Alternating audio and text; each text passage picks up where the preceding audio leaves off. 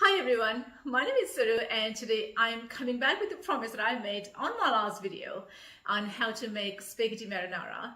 And I remember saying that I will come back and show you how to make the Italian herbs that I was using on that dish. So I nominated today is for the Italian herbs mixing day. So let's get into it.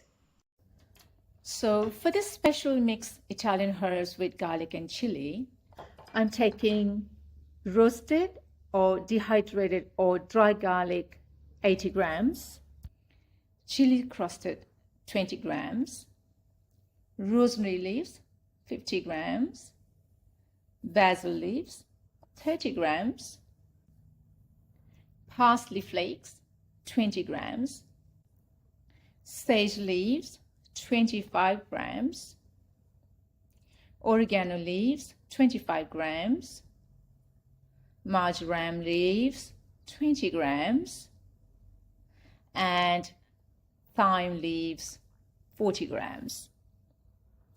Let's mix them all together thoroughly. Mix, mix, mix. This herb not just best for the pasta.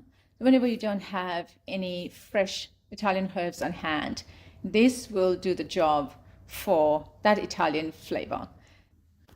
I use this herb for most of the westernized food, obviously pasta and baking vegetables and even sometimes rice dishes.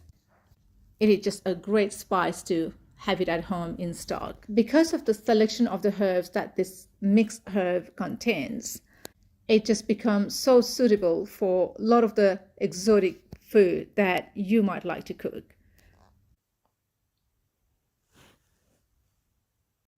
So here it is, one of my favorite spices of all. I really hope you enjoyed the show. If you find my videos are helpful, please give me a thumbs up and subscribe to my channel. I really deeply appreciate that. So I'll see you in my next video with more helpful tips like this. Till then, please take care and bye-bye.